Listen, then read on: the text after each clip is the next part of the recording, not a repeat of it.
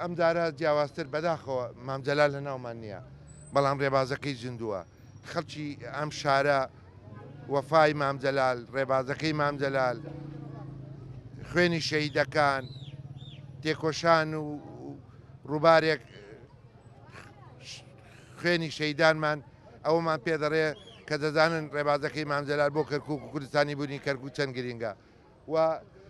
بەخۆشتان نەزانن ئەم ساڵ جیاوازتر لە جاران شەڕی مان و نەمانی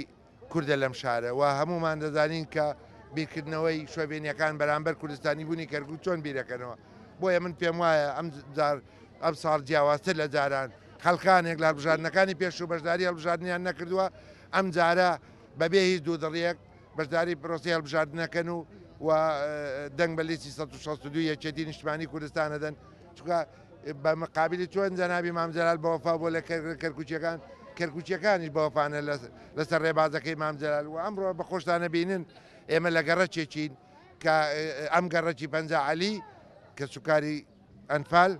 کە سوکاری شەهید ئەمانە لە هەموو کەس خۆیان بە خاوەنی کوردستانی بوونی کەرکووک و لیستەکەی مام جەلال دەدەن.